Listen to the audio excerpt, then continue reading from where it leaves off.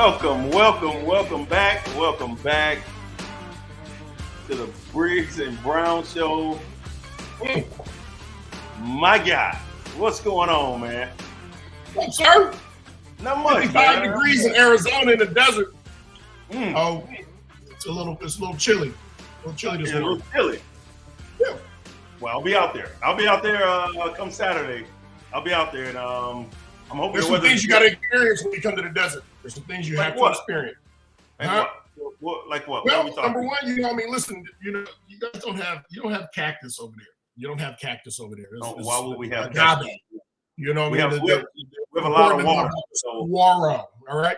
When you see it, the spelling, you're gonna say saguaro, but it's the G is silent. Okay, so you warning. The G is silent, so it's saguaro. Mm-hmm. Saguaro. Yes, okay. Saguaro High School. And we're gonna put the pieces together. Saguaro High School. Your old teammate Mike Brown went to that high school. Okay, he's up on they got his picture up on the rafters there a little bit. Okay. Mm-hmm. The other thing you gotta. Did you know that Mike Brown is originally from Gainesville, Florida? Did you know that? No, okay. You did not. Well, no, you did not. So what you got was a Florida boy move out to AZ, and then he took over. That's what you got. You know what I mean? That's just how we do. Listen, I don't want to continue to put this man's business out there. You know what I mean? But I would say something else that plays part on my West Coastness, but I'm gonna let it go. You know what I mean? That's fine. Hey, speaking of the West Coast, so this week, I know we got a rundown of what we want to do, but I want to ask you this question because my Florida Gators got to play the Georgia Bulldogs this week, and it is a rival week. And I wanted to ask you, when y'all had to play the Scum Devils, how was that week? How was that week? Like, you don't know how much I appreciate that right there. You know what I mean? Do you guys call? Do you call the Georgia Bulldogs anything? Is like, do you guys have your own phrase? You call? No, you just. That's a lot of respect. Right there. That's Hold up. Whoa. They never beat us when I played, so I wasn't really worried about them. They were like Kentucky, you know. Right, but I'm saying you don't go around. You're like, oh, there go them puppies over there. Oh, we can play them puppies again this week. You know what I mean? Okay, that's fine. That's good. I hear you. Because you see, somebody from ASU, they would probably call us pussycats, you know, and stuff like that, you know, and of course, but there's nothing better than seeing somebody from ASU and calling them a scummy. Boy, there's nothing better. It's a great word. That has to burn them up. That has to. Scum? Yeah. I don't care who you are. You don't want to be called the scum of anything. Yeah. Like a very demeaning term is called like the scum of the earth. Yes. I don't want to be called that. Maybe listen, Pussycats doesn't hit as hard as Scummies. No, Scum devils, man. It's not even close. Right? Rivalry week is it's pretty intense for U of A and ASU, and a lot of people don't. Because the country doesn't pay attention to that part. You know, the country. You know, there's other things, especially when it comes to football. You know, it's SEC world. You know, however, it's very intense, and I knew it my freshman year. We were playing ASU, and I'm walking out to the field, and it was just this old sweet lady. You know, this old sweet lady, and I turned over, and she's like, "You cat," and gave me the finger, and I was like, "Oh, okay, this is intense." I'm not prepared for that. Not prepared. This sweet old lady, you know what I mean? Over across the street. Man, it is what it is. How about yourself? I think so the people when I got there, the older classmen, they went through this part of that not many guys went through in the Florida Georgia game. That's playing a game at Georgia Stadium and then playing one at Florida Stadium. So at University of Florida, that when they were freshmen, they went there because they were renovating Jacksonville's stadium. So they couldn't play in Jacksonville. So they had to play 1-1 at home. And what they experienced, they were telling us how much they hated or were hated when they went into Georgia. So as a freshman, I broke my foot. I got surgery on my foot. So I'm kind of sitting at home with my foot up and I'm watching the game. And Georgia beat us in 97. And I said, you walk outside and it is quiet. Like there's nothing going on. Ain't no people walking. You would have thought somebody super important had died. It was that bad. So you knew like the next day it was hard. Like the next day, we run in stadiums. It ain't just sprinting. We run in stadiums. Like, golly, I'm like, I was hurt. So I'm looking at him like, damn, I know that sucks. Man, that's God dang. But we didn't have to go through that because we beat them. So we beat them every time. The 4 years I played, we beat them every time. we didn't have to go through that. So I was just wondering about rivalry week out there. That's all. I was just wondering. I know we got to a brawl. We got to a brawl. You know, I think it was my senior year. Was it my senior year? I think it was my senior year. Yeah, we will be ASU at ASU. And of course, you know, one of my teammates, you know, Clarence, he goes to the middle of the field. He's stomping on Sparky, you know, Sparky, their mascot, you know, and guy takes him out. We rush, everybody, they rush, we rush. And I just remember seeing, you know, I mean, I kept my helmet on, smart guy. I kept my helmet on in this brawl. But I remember seeing some of the coaches, you know, that were breaking up the fight. And I vividly remember, you know, some of the U of A coaches, the way that they were separating the ASU players and the way that the ASU coaches were separating the U of A players. You know what I mean? They were a little more visible. Yeah. Oh yeah. A little aggressive. The choke status. It wasn't against Georgia. It wasn't against Georgia. But they made a 30 for 30 and your boys on it when we played Miami down at Bourbon Street. Yeah. You had a black eye. You had a black eye. It was like you had a game that keep your head on the swivel. Cause no.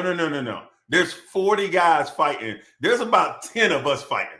Like, bruh, exactly. That is my point. There's 40 of them fighting, and there's like 10 of us fighting. No, so see, you know what that means, right? Yeah. That means there's going to be a lot more people fighting after this fight. Like this, there's 10 of us fighting. Correct. There's going to be another fight that happens after this fight. On Bourbon Street, we got loose, and that whole fight.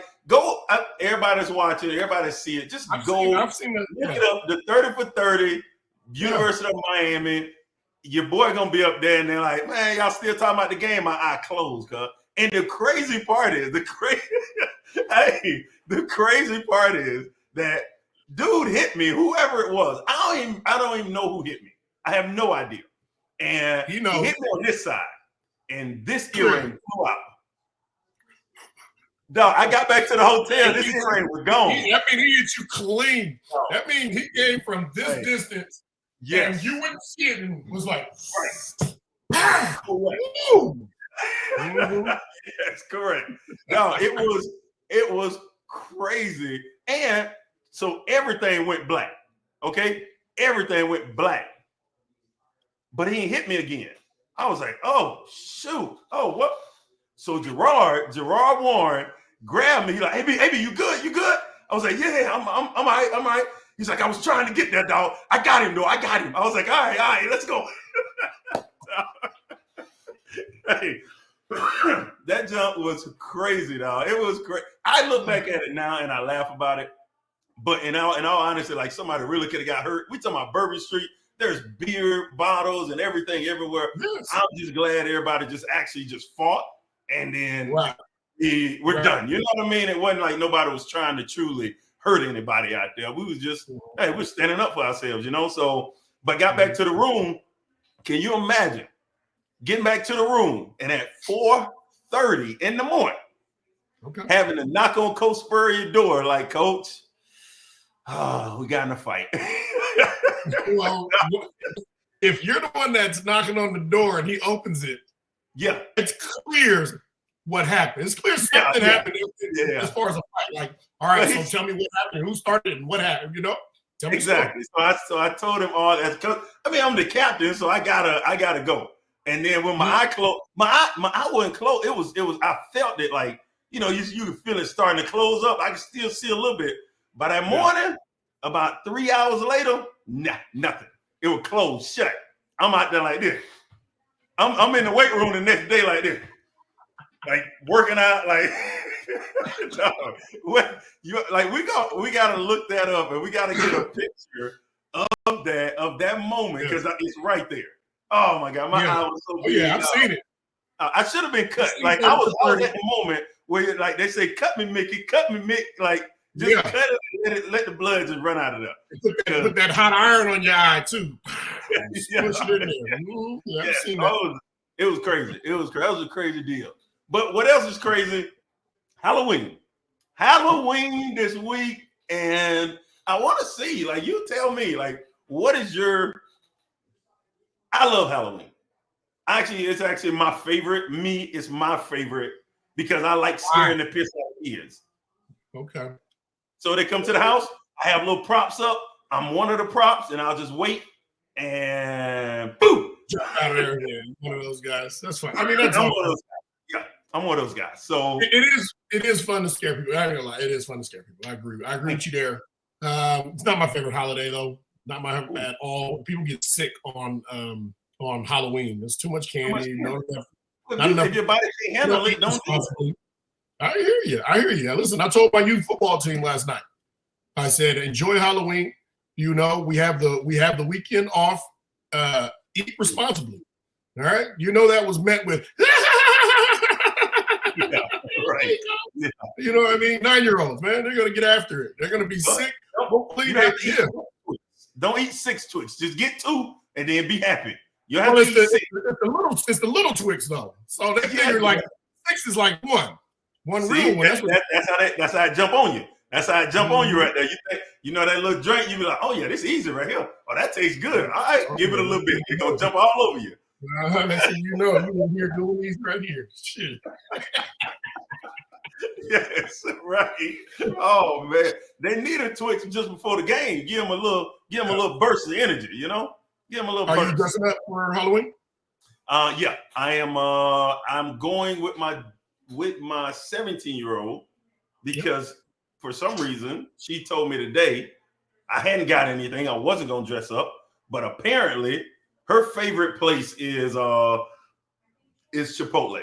So at Chipotle, apparently, if you dress up and go there, whatever meal you get is $6. So she wants to dress up and go there. I'm like, all right. What is it normally? $13, $14? Yeah. Oh yeah. Okay. So we're gonna go.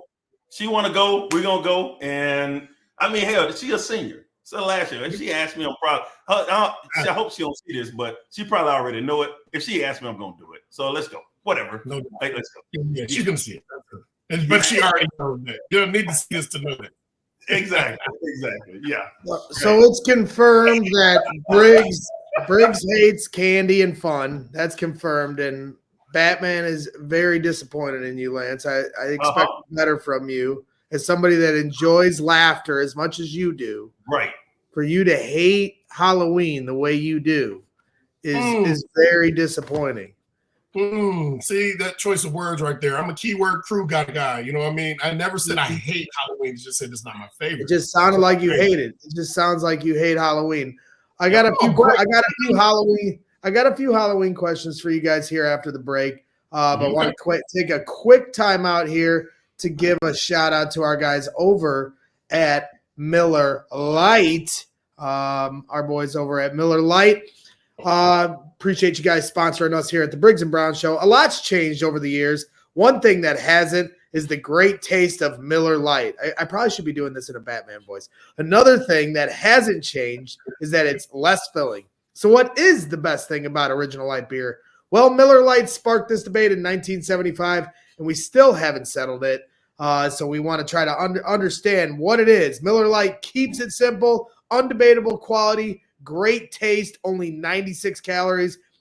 So it's all about great taste and less filling. Miller Lite is the official beer of the Chicago Bears. So if you don't have to choose what's best. Miller Lite has great taste and is less filling. Tastes like Miller Time. To get Miller Time, Miller Lite delivered right to your door, visit MillerLite.com/CHGO football, or you can find it pretty much anywhere that sells beer. Celebrate responsibly. Miller Lite Brewing Company, Milwaukee, Wisconsin, 96 calories per 12 ounces, fewer calories and carbs than premium regular beer. Go get yourself some Miller Lite. All right. Right, So yeah, what do you think Batman's drink of choice is? Batman seems like probably, well, he's a Miller Lite guy. We can't say he's not after a Miller Lite read, but maybe a bourbon guy too. Maybe he seems like Bruce Wayne strikes me as a bourbon type guy. So maybe a tequila shot. Could be tequila right before battle. Could be. I mean, hey, Batman was a player, man. So, he's out there in them streets. So I got a few Halloween questions for you before we get to some football talk, just to keep with the Halloween theme. And you guys can take this any way you want. But who's the scariest player of all time in your eyes? Looking? You can, like I said, you can take it anywhere you want to go. I'm gonna say scariest on the field. I'm gonna go with scariest on the field. There you go. Because this is gonna get. And I'm gonna put it in context of players that I played against.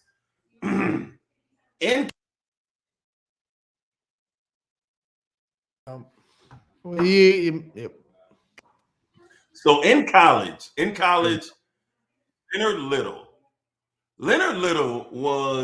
played at University of Tennessee. Yeah. He switched from number 91, I think, and then he had number 1 on.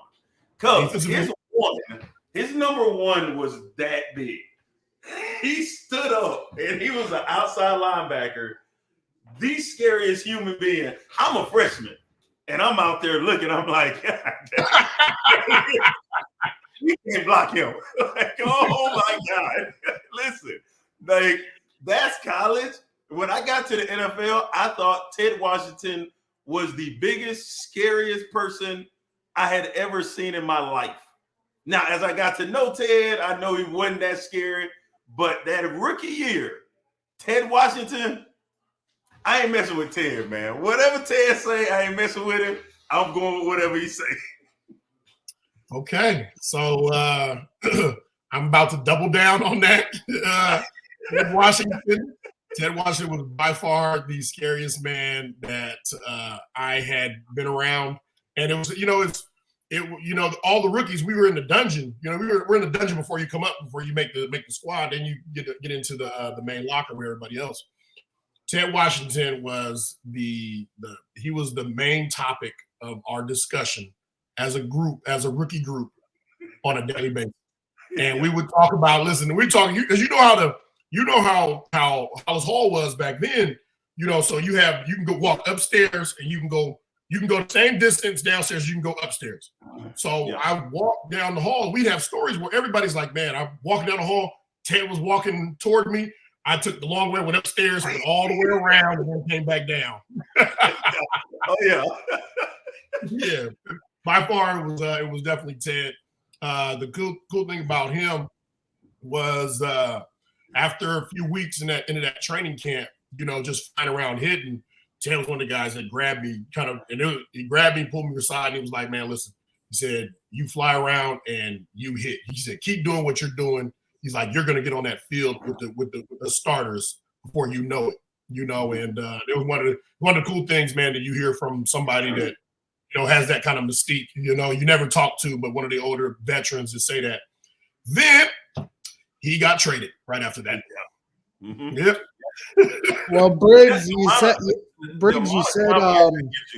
when a veteran player like that says that to you, the amount of confidence it gives you as a player, even though you're all in the NFL, you all feel like you're good. But when a guy like that says that to you, it gives you a different feel. Like, you know what? Like, I actually belong here type of deal. So that was awesome. That's a great story. I'm glad you shared that with us. So Briggs, you said scariest looking. Who's the scariest looking in your eyes? Not to throw anybody under the bus, but if you want to, go ahead. No, that's all that is. That's all you want me to do right there. You said it. I didn't say it. You said it. I mean, listen, that's what. Well, with the mask on, Peanut Tillman. There you go. There you go. There you go. Well, I'm a fall for it. I'm gonna take the bait because I didn't say it. So we're on the field. And we're either playing. I think we're playing Buffalo. And Roosevelt Colvin looked over, and their running back was Travis Henry. And Roosevelt said, "What did he say?" He said, "Dang, boy, you ugly!" Like it was like, I was like, oh, man, like, what are we doing here? So Henry, he played at Tennessee. So he was the running back. It was a 1-2 punch of T. Henry and Jamal Lewis at Tennessee. Like, these are the guys we got to try to stop. Them boys was for real, you know? Yeah. So we had to try to stop them. And then the Scum Devil. I'm surprised you didn't say the Scum Devil. The Scum Devil that played at Baltimore. I am shocked you didn't say him. I'm not listening, man. I am shocked. I am really shocked. I'm just saying. I cannot. I'm not saying his name. I'm not saying his name. I'm just saying. Listen, I'm not. Listen, like I said, I'm not falling for that trap, man. I'm not falling for that trap. I live out here in this state, man. I'm not. Listen, there's great football players that have come from this state, and Halloween is here. I'm excited about it. And like I said, when you got with a mask on, Peanut is the ugliest guy that I've seen. All right, there you go. All right, okay. All right, I can deal with that. Oh shit, that's funny. That's good stuff there. All right. Well, I mean, I don't know. Do you guys have a thought on the coach? I mean, we talk about the player. You know, you don't have to go into the looking coach, but who was the scariest coach that you had in your guys' career? Oh shit! It was my D coordinator when I first got here, Greg Bloch. Greg Bloch was scary as hell to me, and he did some messed up stuff because he knew I like movies. He knew I like. You remember that? You remember when he did that?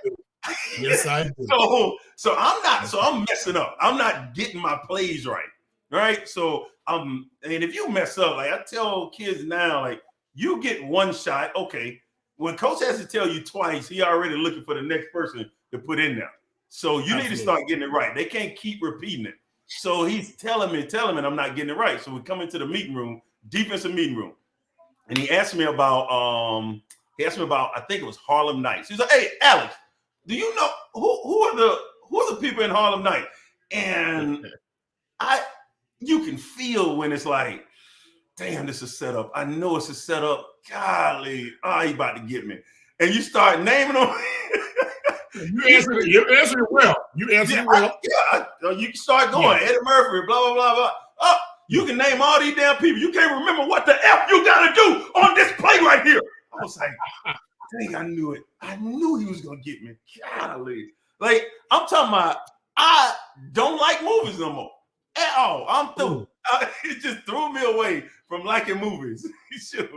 Greg Bloch is my answer. Man. I mean, he's up there with me too. Scariest coach. That's hard. That's hard for me. I didn't, coaches. Coaches talk. They talked a lot. There's a lot of things that went on. I'll tell you this. And it really was my own fault. I'm gonna say Dick Duran right now. He wasn't scary, but the situation. You got to understand the situation. All right. Mm-hmm. So we're playing the New England Patriots in the preseason. Okay, mm-hmm. And they have a tight end named Graham. Get his last name, but Graham. But I think he ended up playing for the Denver Broncos a little bit later. Okay, mm-hmm. And I'm playing Sam, so I'm covering him up. I can't tell if he's going to release on a pass or a run. So the very first play, I stepped back he gets hands on me, locks me out, and it's a run. And I'm like, damn it. So the next play, I lunge at him. He releases outside, and I'm like, damn it, and I'm chasing. So the next play, all right, which is the worst, all right, we're on the left side of the formation, and I don't know what the hell he's doing. He fires out. I'm telling you, it's like he faked it, and I was like, oh, it's a pass, and then he locked me out. I start turning to run. He's running with me, but he's got me locked out. Okay, so now I'm fighting force with force. Remember, we started on the left side of the formation. All right, we're about midfield, middle of the field. We are now on the Patriot side of the field now. All right, and we're not slowing down. All right, we're not slowing down. So I'm looking over. I'm like, ooh, I can feel it. Like I can feel he's got leverage on me. Right, he's about to arm me. He tosses me into the sideline. I tumble on the Patriots sideline. I hear all of those guys, this right. And I'm telling you, I got up, I ran across this field, and I saw Dick Duran storming on the sideline, walking toward me, right? I'm telling you, I beelined away from him. I turned and went away from him, right, and sat down. He worked his way through. Boom, boom, boom. He said, Briggs, don't ever let anybody kick your ass like that again. This like, Coach, I didn't try to. Like, I was trying. Like, geez. Yeah. Daniel Graham. Yeah, that's him. Daniel Graham. Yeah. We talking about, and we ain't talking about no little bitty guy. Like, man, Daniel Graham's 6'4", 260 type of guy. So, like, yeah. There's things you gotta learn. There's things that didn't work in college, that work in college that don't work in the league. And when you're against the top competition, you learn from that. You know what I mean? You learn from that. It was a good lesson he taught me that day. Oh, absolutely. All right. Final Halloween question I got for you guys. More wholesome, but I want to know, growing up, you guys were little kids, not that long ago. You're still young bucks, right? What was your favorite Halloween costume that you remember? Since Lance hates Halloween, I'll start with you, AB, because I'm sure Lance just didn't celebrate it. That's unreal. So, yeah, we didn't do Halloween. I think that's why I like it so much. We lived. If you understood where we lived, there was nobody. Like, we lived. Our next neighbor was like 7 minutes. Like, I'm not going there. And then the next one after that was 15. We lived in the country, in the woods, so we didn't celebrate it. We didn't have that. Like, and my parents we weren't getting a damn costume. You know what I mean? It just it didn't happen. There was a scarecrow on your property. There is one there now. Yes, there is one there now. Well, I mean, it now as you got older. I mean, I seen you wearing Halloween costumes on NBC Sports, guys. So now, yeah. I mean, but the scariest one or the best one for me, because like I said, I like scaring kids when they come to my house. So it's an actual costume. So I had a costume that was all black. It was all black. See, look at him. See, that is why. Look at you. You scared people because they thought you were naked, huh?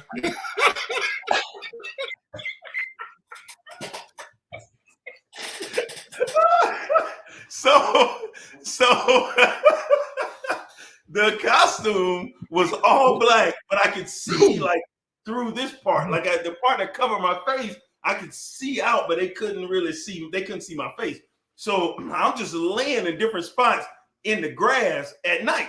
And I'm just laying there. And man, when I tell you, I'm talking about kids like pissing on themselves. It was bad. It was real bad. So since I've gotten older, I'm talking about kids that are 25 now. They come up to me like, Mr. Brown, I lived in Grays Lake. And that time you were like in all black, like in different, like it was unreal. Like we were so scared to go to your house. I'm like, well, good. Then it worked. I'm happy.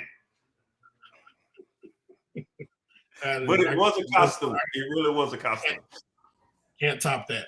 All right, Briggs. What did you wear? When you were did you have a Halloween costume growing up, or were you out in the middle of nowhere like Alex? Listen, we were growing up, man. Middle of nowhere. One year, me and my sisters, like we didn't have costumes that year. We didn't have costumes that year, but we knew we were going to go trick or treating.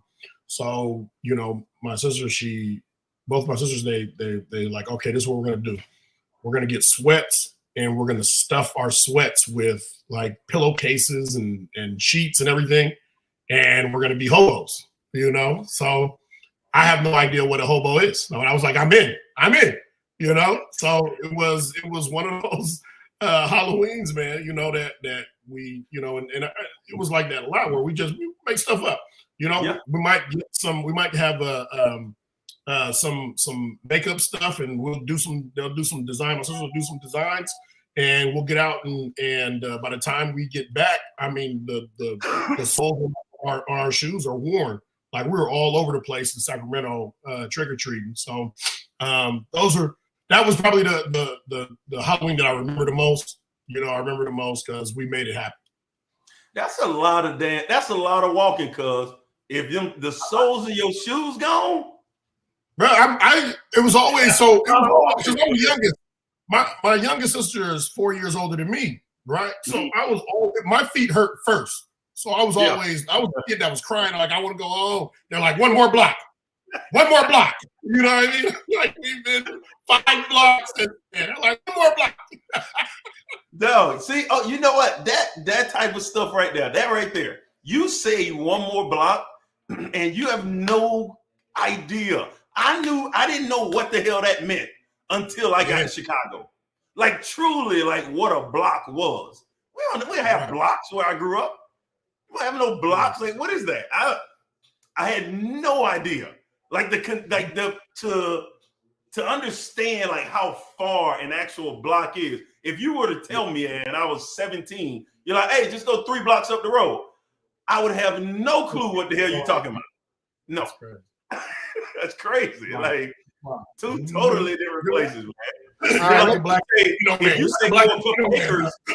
you say go a couple acres down the road, then I mean I got you. I understand what you're saying. Yeah. All right. I'm gonna slide one more Halloween question in here. Favorite Halloween candy, Briggs? Snickers.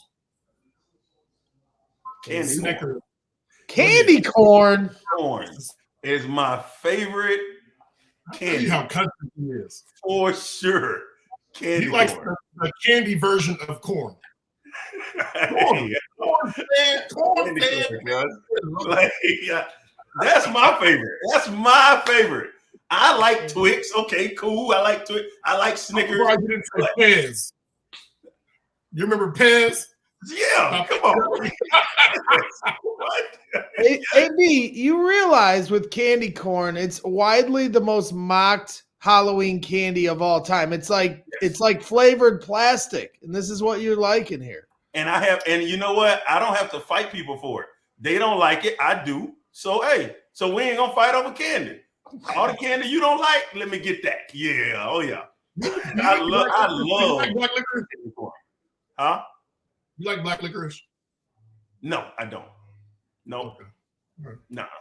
All right. I think that wraps things up for the Halloween talk. Happy Halloween. Hopefully everybody's having a good Halloween here tonight if you're watching this live.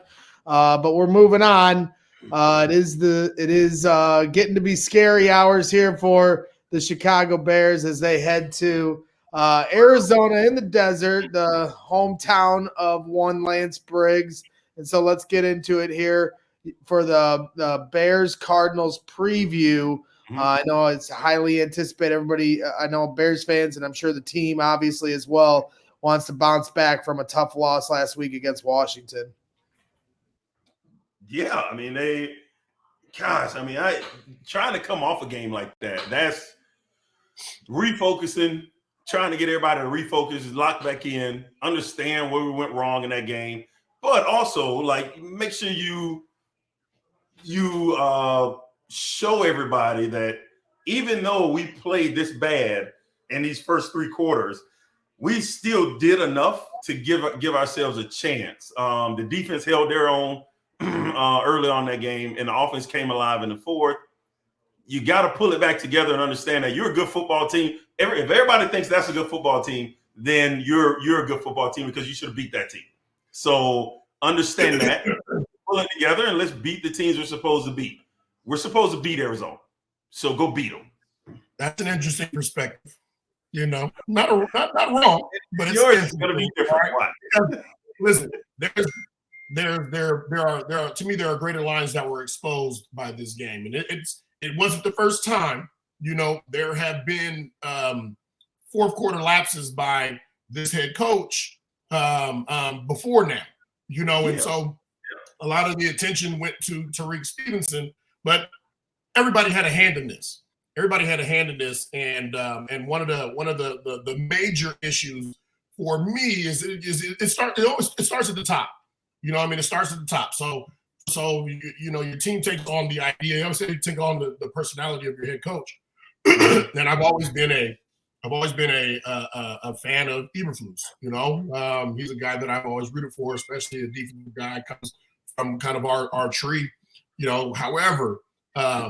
The play before the Hail Mary, the rushing the quarterback and spying him with the linebacker, having 3 timeouts, and not just saying, "Hey, let's burn a timeout, let's get our guys some rest, let's just talk about it," because it's not going to hurt. It's not going to hurt anything. We're not going to hurt our team in any way.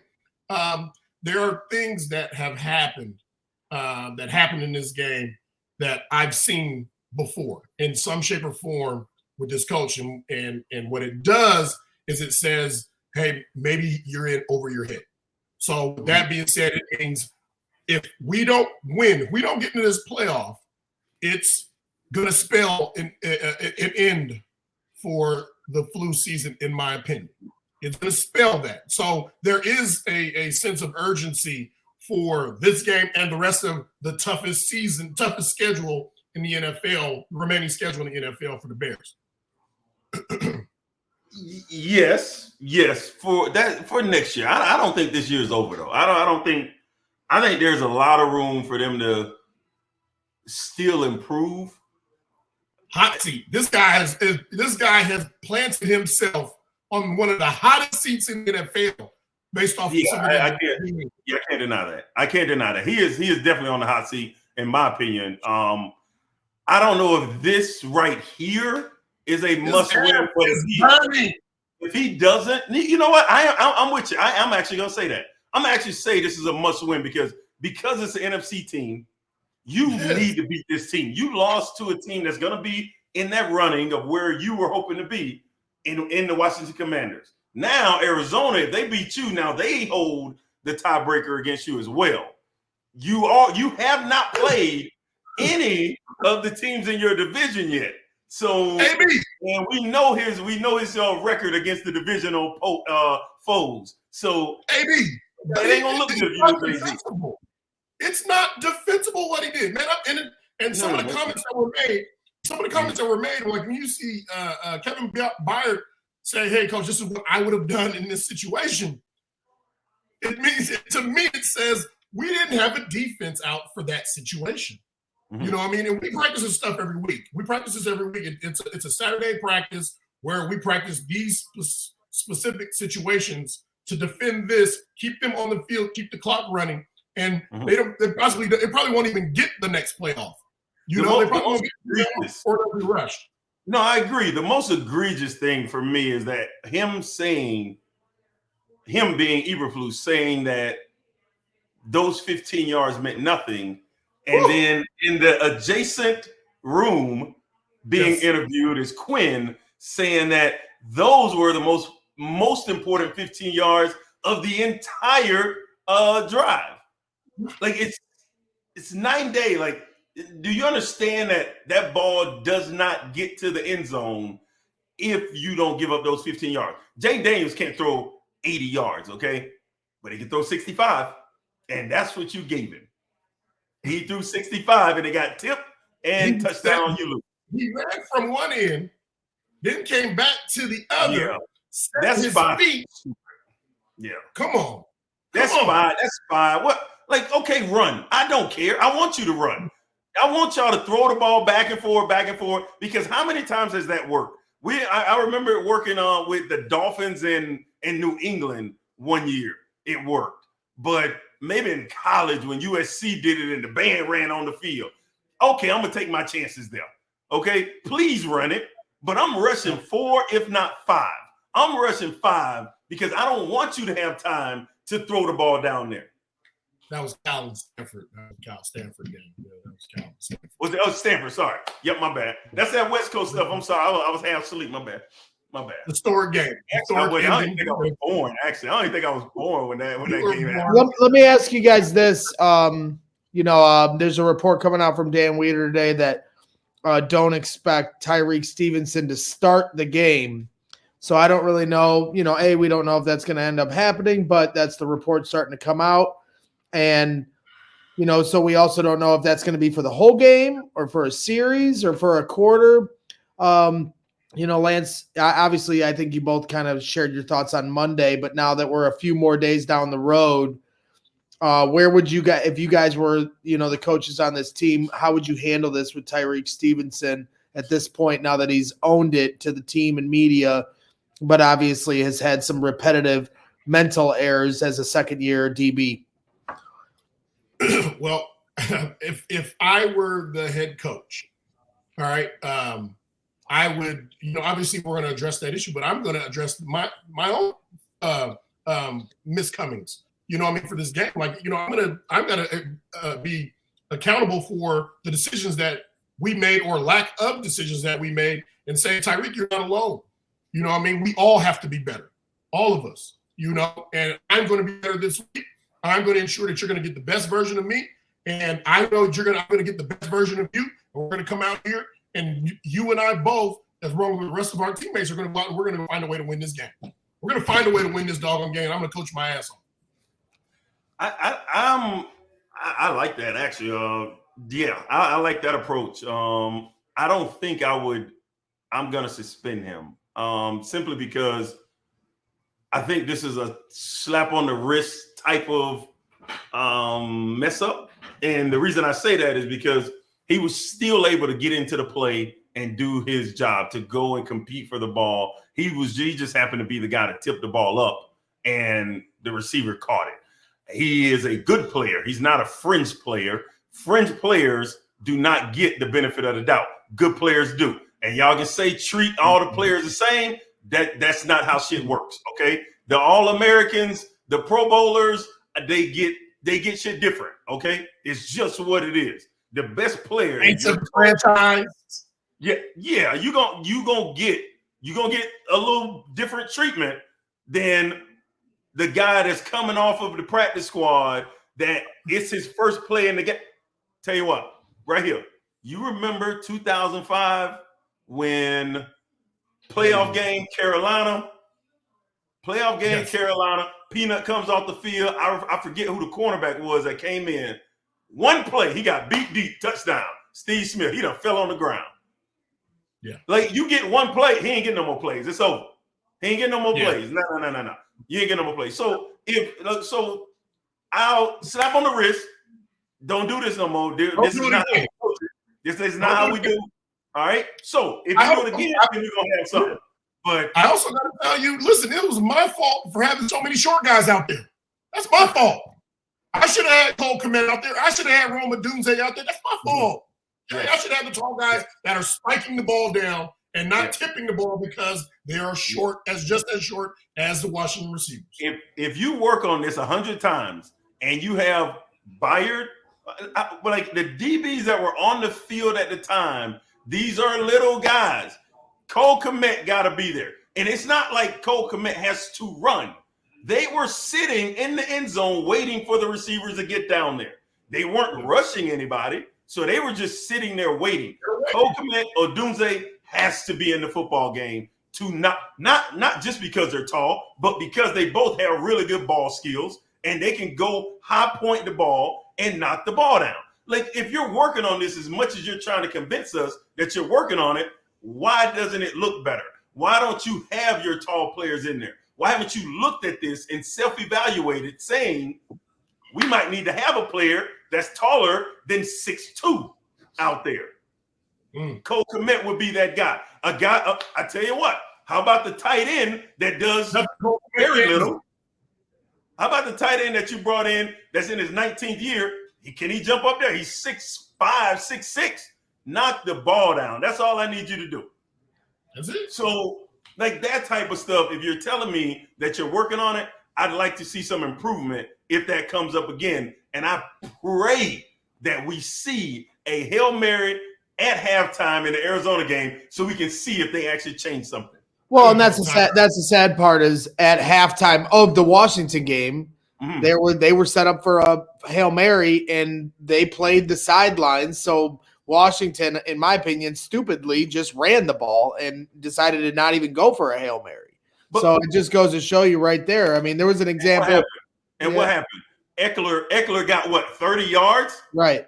And we went into the half. Right. If Jaden Daniels wants to run, sure, do it. I'm not spying you. I'm not wasting a player. That's just stupid. That's just so dumb. Like, well, let's obviously, I mean, this is one of those games when you talk about that Hail Mary and that whole sequence of that fourth quarter. It as much as fans I know will be yelling at the every show we do and go, come on, let's move on. It's just one of those games that will linger for a long time if the Bears don't find a way to pull themselves off the mat and win some football games. So just kind of a reality, as nauseating as to have to continue to relive that moment as it is. But Alex, I talked to Lance, on the post-game show about this, in terms of trying to contain Jaden Daniels, which is easier said than done. And now they have a similar challenge with Kyler Murray, a little bit different of a scrambler than Jaden, but at the same time, certainly a challenge and something that, you guys as linebackers and defensive ends have to be aware of. And in the Washington game, they were, implementing the wide 9 quite a bit and really pulling that defensive end far out there to try to hold containment. So I'm just wondering from your standpoint and your approach, like how do you go about, trying to keep to contain, trying to, that it's like taking that carrot, you want to get around the edge and get the sack, but now you're opening up that gap where they can step up and slide out just the same. So just trying to understand what your approach would be to try to, get to the quarterback, but make sure you're holding contain on the edge. Well, the first thing I'm doing is on Monday, I'm going in and I'm talking to our video guy.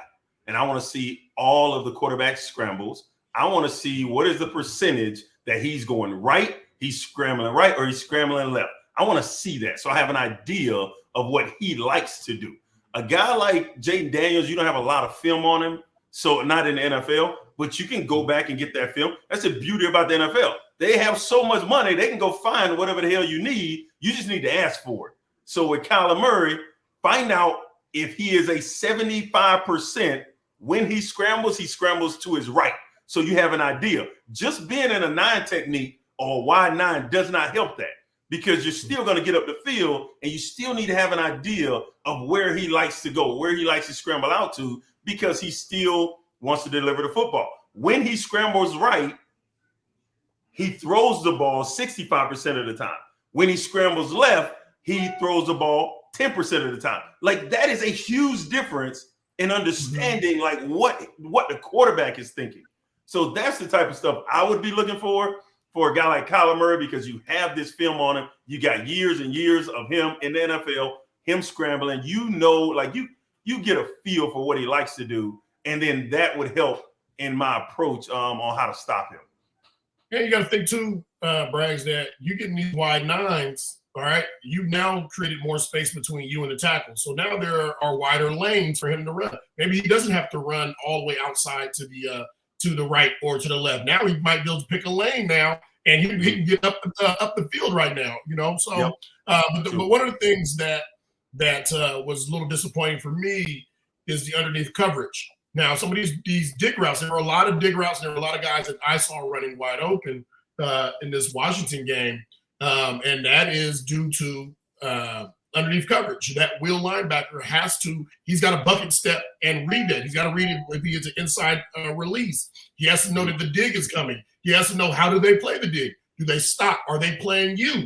You know, and if they're playing you, if you get closer to the wide receiver, you have to plant that foot and you have to drive out under the dig, because if you don't elevate that throw so that the safety can make a play on that dig route, then it's going to be a first down every time.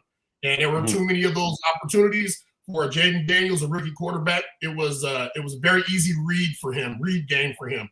He made his first read and then he threw it. And if he didn't, he would run it. We're talking about that game. Let's not leave out that at one point in that game, they were pushing about 400 yards offense, and we were under 150 yards offense. Like, there's a huge difference, and that has, like, they have nothing to do with each other. Like, the defense is allowing them to go down the field. You got to do your job and stop them. The offense isn't staying on the field putting first downs together. Don't tell me, well, the offense did this, well, the defense was on the field too long. The defense, it's their fault if they're on the field too long. That is they decided to keep them out the end zone. They decided to force them to kick a field goal, you know, and because they told them, they forced them to kick a field goal or held them to no points in the red zone, we were able to have a chance at the end of the game. Right. But that comes down to the guys that are on that field. Well, it's a great point, Alex, and it's a point I've made a few times, and I know I had already kind of anticipated fans were going to go after me, because during the game on Sunday, I made the observation, God, man, this defense is great, but they cannot get off the field. And the offense is trying to find a rhythm. You know, you got a young quarterback, and he's trying to get into this. Well, you go 3 and out, that's not helpful, but then you don't get the ball for a quarter. Like, the same thing happened in London against Jacksonville, where they go 3 and out. Jacksonville had the ball for the entire first quarter. Your second series isn't until the start of the second quarter. Like, it's hard to get into it. And so when you talk about complementary football, they're both not helping each other. The offense is going 3 and out, which is making the defense gassed and getting them back out on the field too quick. And the defense can't get off the field fast enough. And so it's keeping the offense off the field. So they're working against each other. And then you see where it comes together in the fourth quarter, where the defense starts to get quicker stops and the offense starts to move the ball. And now all of a sudden everything's starting to come together. So how they can find a way to get to that in the first quarter. Go ahead. I'm sorry. They don't correlate. Like, it does not matter if the offense isn't in rhythm or out of rhythm. The defense can go out and go 3 and out no matter what, right? And the offense, because you're playing well, that don't mean your defense is going to go out there and go. Well, I think they correlate just from the standpoint of, if the defense is on the field for a long drive and they hold them to a field goal, and then the offense immediately goes 3 and out, the defense is tired. So there's a fatigue factor, or am I making excuses? You're making excuses. The defense got to go 3 and out. Like, the reason you're tired is not because the offense got 3 and out. The reason you're tired is because you allowed them to go 12-play drive, and then the offense went 3 and out, and now you're back out there to allow another 12-play drive. That's because third down doesn't mean enough to you. You know, you get yourself to third down. Now, if you're on a 13, 14, 15-play drive, you've had at least 1 or 2 third downs. Okay? Now, whether it be a penalty, whatever it was, a big play, a busted play, gas, somebody wasn't in their gap, you had an opportunity to get off the field. If you don't get off the doggone field, all right, that's on you. That's on you. That's on the 11 guys that are on that field that if you get on that third down and they're not hustling or they're not disciplined enough to be where they're supposed to be. And then if they are, they don't grab the guy and pull him down. Right now, they allow him to reach forward for a first down. That's nobody else's fault but your own. If the offense does nothing, if the offense doesn't do their job and they're going 3 and out, the score at halftime should be 0-0. It is impossible to get me off of that concept. Like, that's the way I think. Because if I'm doing my job, which I can't do their job, as bad as any defense might think their offense is, you can't go over there and do their job better. So how about you do your job better, and then it'll help the team the best way if you just do your job better. So don't allow them to go 12 drives. Brad, if you don't think like this defensively, you're doing yourself, your team, your organization a disservice. Yeah, no, I love it. It's a championship mindset, and they got to find a way to get that mindset earlier in games, because I thought in the fourth quarter they really started to put in that top line effort on both sides of the ball. It's just taken this team too long to get to that point. Each game, they play great second halves, and the first halves are just they need to up the standard, as Briggs talked about on Monday. Got a couple more topics. I know we're starting to run close to an hour here. But I certainly want to hit on a couple of these. So if we got to run over a little bit, so be it. Unless you guys got to go, certainly speak up. But obviously playing in Arizona, this is the home of the Monday Night Miracle. And, I'm sure you guys have talked about this game many a times, but just for our viewing audience, your memories of the Monday Night Miracle. I was, 20 years old, hanging out at my house. I had a big party, and half the party left at halftime. And when you guys came back and won, the real ones that stuck there and were 10 toes down for you guys, rooting you down. I went to my buddy Pete's house and ripped his ass out of bed and was just going crazy on him after one of the most epic games in NFL history. Your guys' memory from one of the greatest comebacks of all time. The thing that stands out to me, remember Urlacher had about 25, 26 tackles. Seriously. Yeah, about 20. He was all over the place. You know what I mean? I remember him pushing me out of the way on one of them. He was determined. And after the game, hearing that stat, and I was like, whoa, that's crazy. And someone came up to me and they're like, that you had 16 or 17 tackles. So like between the two of us, we had over 40 tackles, in one game, and so like he was a man playing possessed, and a 16 tackle game, AB, for any linebacker, that's a great doggone game. Great, It's a great game. This sucker had 25. The two linebackers had over 40 tackles. Crazy, man. That's nuts, man. That's nuts. First off, what I remember about that game is that it was my wife's birthday. First off, so it was October 16th, and after that, like she had went on a cruise and was on the cruise watching it with her family. So when I got back, I wasn't back then. They didn't have like internet and stuff on the cruise. I had to wait till she docked somewhere before I could actually talk to her about the game. But I think what really stands out the most with that game was that the people on the sideline, we really didn't think we were going to lose that game. Like, we really didn't think we were going to lose that game. As crazy as it sounds, because nothing we did was going right. Nothing. It was horrible. It was like, what in the hell is this? This is Arizona. Why are we struggling with these guys? Why is Matt Leinart out here like giving us the business? He's just killing us. And maybe they whooped us in that third preseason game. Denny Green was right. They whooped us, and I remember leaving and going to the locker room, and we were like, "Hey, that team's gonna be good this year." We're like, "That team's gonna be good. That's gonna be good." And I don't know what their record was, but they were a good team. Listen to me. This is so that year. I got blocked. All right, I got blocked in the third preseason game.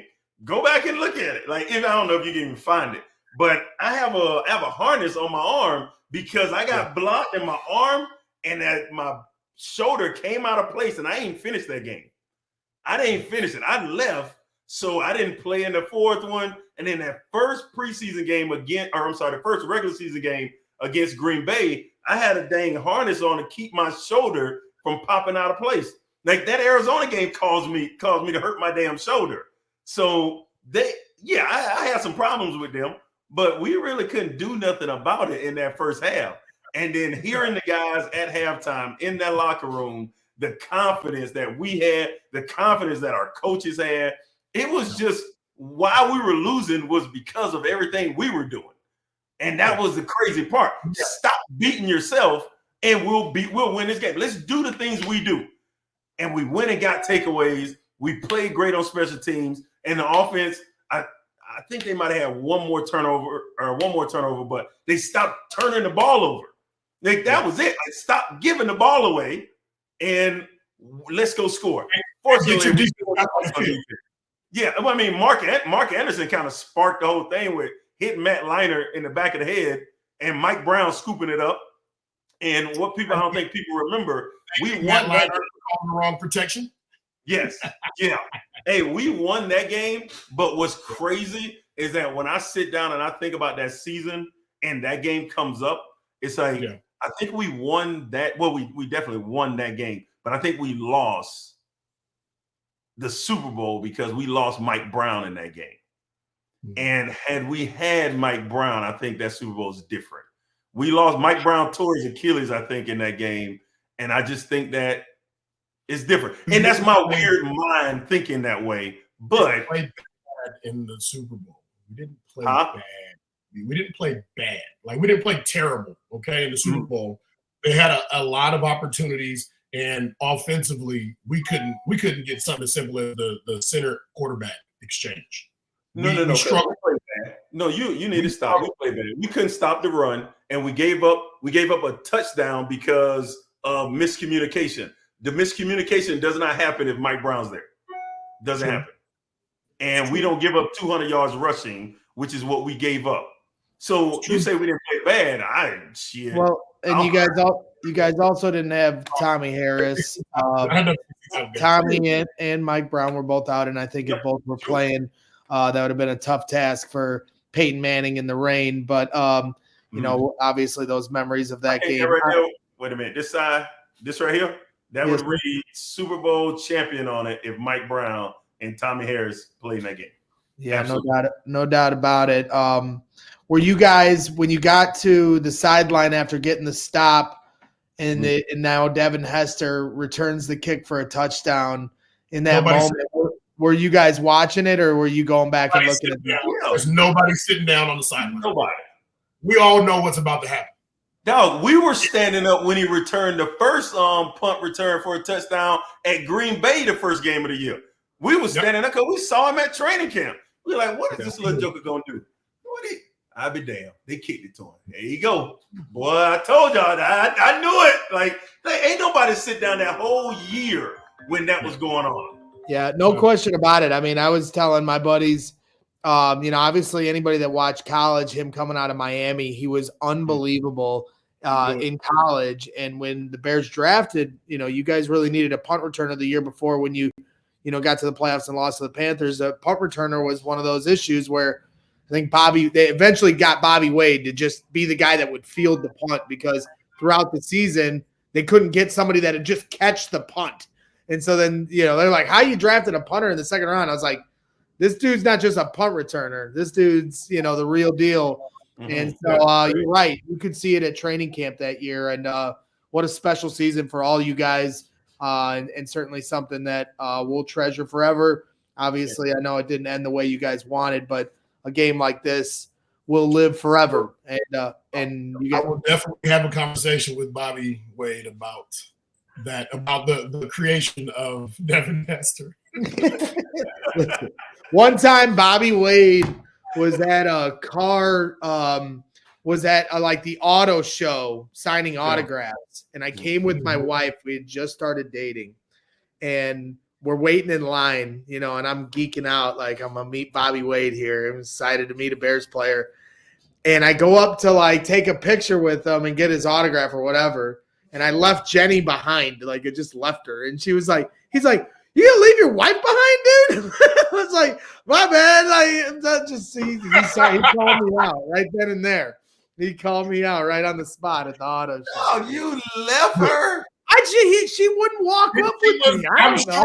She was within he said she wouldn't walk with him. Yeah, just, you know, get in line, get up, say hi, get going. She wouldn't walk up. Like, I didn't leave her, but I'll never forget it because he called me out on it. So you can tell Bobby, I appreciate that. And we're still married. Thank you very much. That's good. That's good. You haven't talked to her any other time, so you're good.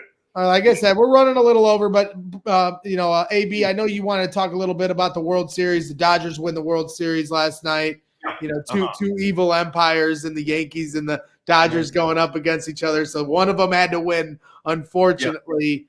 Take it wherever you want. I know you had a few thoughts on this. Well, I wanted to talk about, is there somebody in any sport that has that type of effect, like the Ohtani effect? There were more people in Asia watching this game than in the US, right? Than in North America, I believe it was.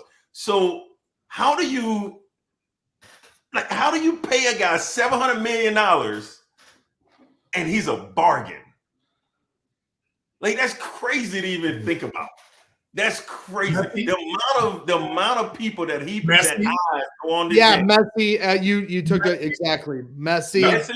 So when Messi came here, you think Messi had that effect on MLS like Ohtani's having on MLB? No, he had the effect on the international fans. Yeah, in respect to his sport. Okay. How about Luka? How about Luka Doncic? He turned down $1 billion. Yeah, he turned down $1 billion to come over to the U.S. I ain't doing that. How about Luka Doncic? What you said? You're not doing that? You're not doing that? No, I ain't doing that. I hear you, but you know what I mean. But you want to talk Ohtani? You know what I mean? That's Messi was offered $1 billion. I'm gonna look it up right now. What Mbappe was offered. It's up there too. Oh no, he was offered something absolutely stupid for 1 year. Okay, so he was offered what? He got 10-year, $1.11 billion to play for PSG. All right, but that's not what he was offered from the Saudi Arabia team. So he was offered. Hold up. So the report, to Briggs's point, is Messi turned down $1.6 billion reportedly from the Saudi league to join Miami in the MLS. Yes, correct. But what people are saying is that what he got from the MLS, but that was people please understand this. Was that 1 year? Was that wait, how many years was that? Because I don't think it's like a 10-year contract. Yeah, I can't remember the exact reason. I'm a little out of my element here. A 1 year deal. I think it could have been 3. It could have been 3. Could have been a 3-year deal. But they offered the Saudi Arabia club offered Mbappe $330 million a year. I get it.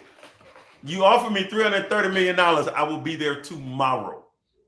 You can't make these. You need to be there in a few minutes. I don't need to pack nothing. No. They wanted Ronaldo to come over there, and you have to be married. Like, you can't just live with a woman. You got to be married. They say, nah, that's okay. Don't worry. That rule doesn't apply to you. Wait, hold up. So the law does not apply to him? Like, they just changed everything. I have a marriage contract right here on me. Okay, that's fine. So, yeah, I definitely think when you talk about Ohtani's impact on the sport and his international stardom, I think Messi is certainly in that stratosphere. Michael Jordan, obviously, was probably one of the first international superstars in that way. The reverse way, obviously, from the States to the world.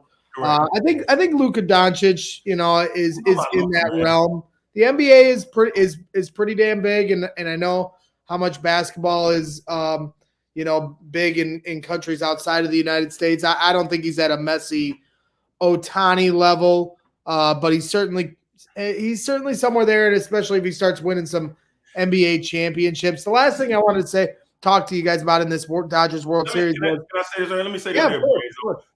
Ohtani, the ads for the Dodgers, they ran out. Okay, they ran out. The Oakland A's are terrible. They have 9,000 people come to their games. When Ohtani goes, they have 35,000, and the sponsors are buying ads at the places that he's playing. Like, he is a different animal. Like, this is crazy. This is crazy. I'll tell you what's gonna I'll tell you what to look out for in the future. All right. What? African athletes. All right, because you look at the wealthiest families in the world. There are African families that are in the wealthiest families in the world. African families. I think on a smaller scale, also Polynesian athletes. It's game changers. It's game changers, and there's so many in the NFL, or in football now that are playing at a very high level and very dominant.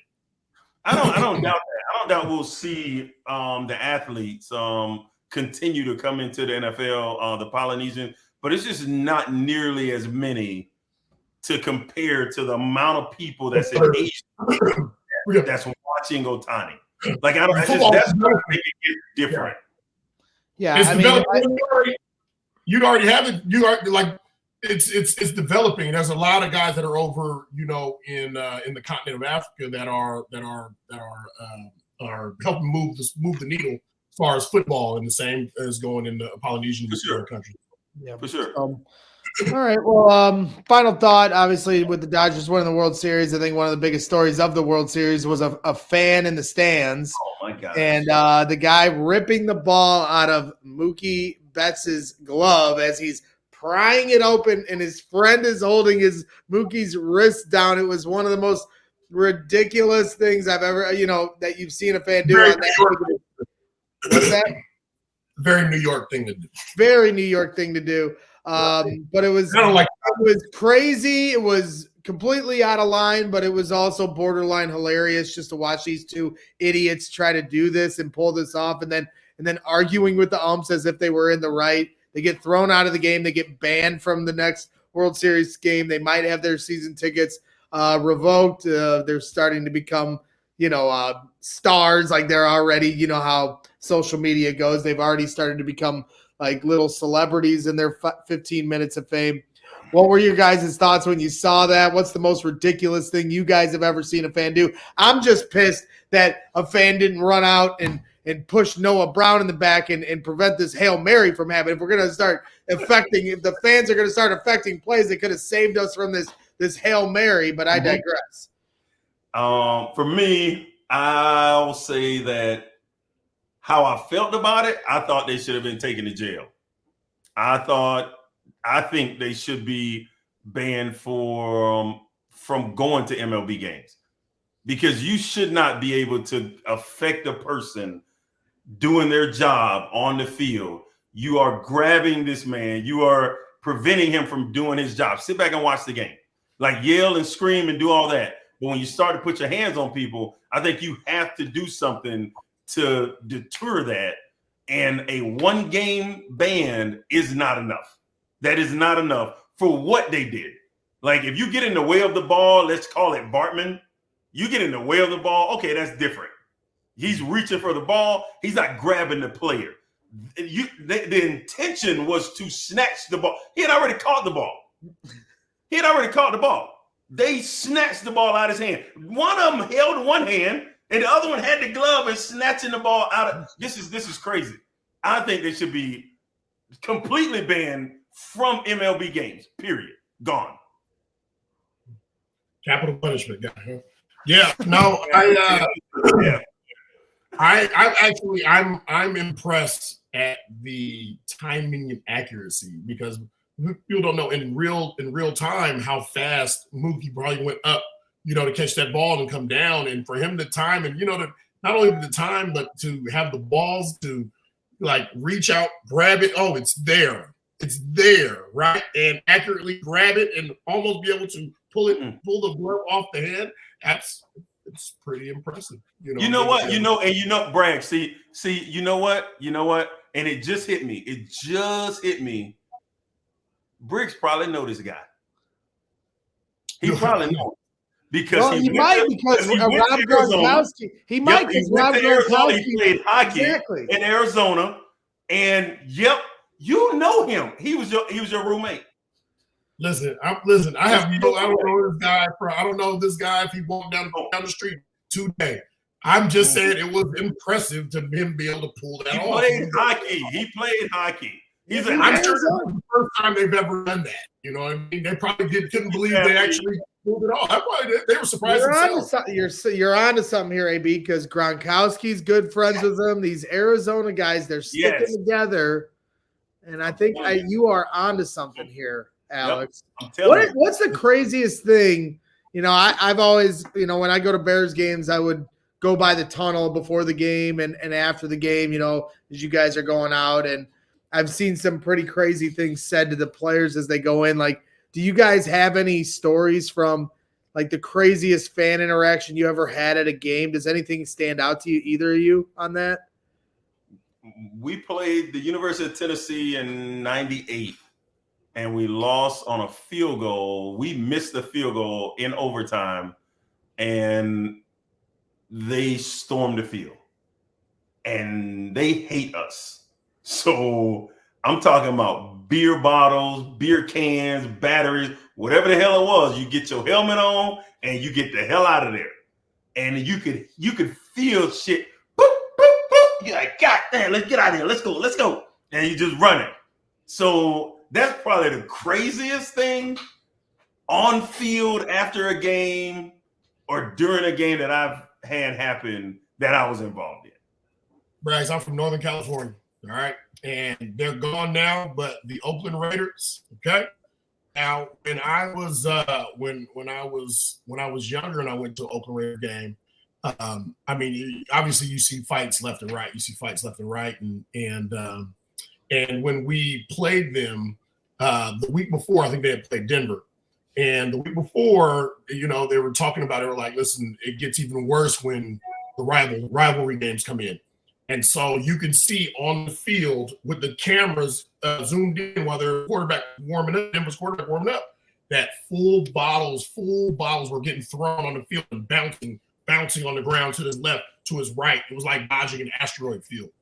So I'm telling you, like you know, if you want to talk about rowdy, I know Philly's up there too. Philly's they're rowdy up in Philly too, but I'm not from Philly, so I didn't see that on a weekly basis. In Oakland, they get rowdy in the black hole. Yeah, I've seen some crazy stuff. Bears fans can get a little rowdy just from I think a lot of it is alcohol induced. Oh yeah. I once watched a Bears. Yeah, I once watched a Bears fan take a kid's sign from an opposing team and rip his sign in half. That was the shadiest thing I think I've ever seen. It was the most ridiculously shady. If I'm his dad, we're brawling at that point. Like, oh man! But it was just like the audacity of this guy to pick on a kid in his sign. But I don't know. Hey, it's the real world, son. You bring this sign out here in the real world, we'll give you a real world interaction. The kid definitely learned a hard lesson in sports rivalry. You know, being overseas in London, obviously they take the soccer stuff to a whole nother level than we do. So it's just kind of fascinating just how passionate fans are and how much we wear our hearts on their sleeves, but like how ridiculous we all act about, you know, at the end of the day, this is just a game.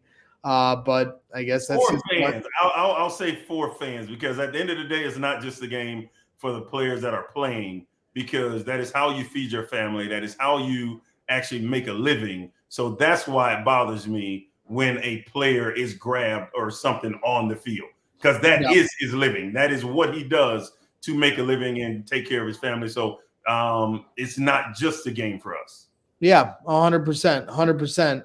And we feel that now, like just with me within the media now, I mean, to an extent, by proxy of what you guys do on the field, the coverage of it is now part of our livelihood and my livelihood in my house too. So totally understand where you guys are coming from. And at the end of the day, while it was optically just looking at it, it was funny to watch him try to pry the ball open, but at the same time, completely unacceptable, not something fans should be doing.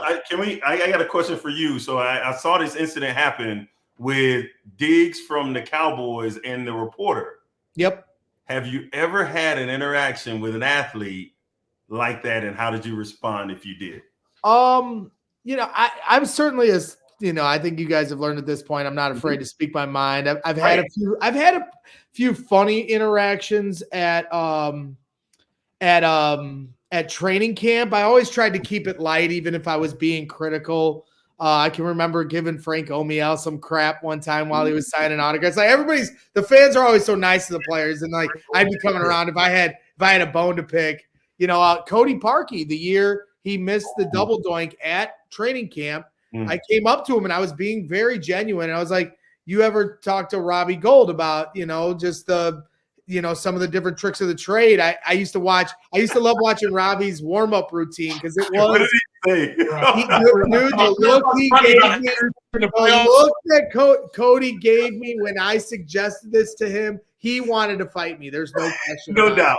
No doubt about it. And I wasn't even being a dick. I was just trying to have a conversation. The funniest thing that I ever did at a game was or the funniest interaction, and it was a quick one, but I'm on the Buccaneers sidelines, the game that Mitch Trubisky throws for 6 touchdowns, and we're dialed up. I mean, this is like the greatest offensive output we've ever seen as Bears fans. And Levante David comes off to the sidelines, and I go, "Levante, they're kicking your ass, dude." And he's like, he turns around and goes, "Shut the hell." He used a different word. "Shut the F up." I was like, right. Why he's not coming up here, but hey, let him know. You know what? Y'all say stuff, like the fans say stuff, and then when you see that player turn around to you, that chill goes through the body. It's like Ralphie from The Simpsons, where I start to piss a little bit, it was like he was not playing in that moment because they were getting boat raced. And now he's got this drunk dude in the stands reminding him as he's coming up. We can go on and on. Oh my God. The best one I ever have is at Comiskey. You guys are going to die at this. At Comiskey, I'm there's a bullpen bar underneath right field. And I'm not even a Sox fan. I'm a Cub fan, but we're there having fun. I'm drinking. And the bullpen, there's like windows. So you can you're literally to the glass of the visiting team's bullpen. And the White Sox are playing the Royals. And I go, we're standing there, me and a couple friends, and there's all these people around. I'm like, boom, boom, boom, boom, boom, knocking on the window. Boom, boom, boom, boom, boom. Finally, the guy turns around like, "What?"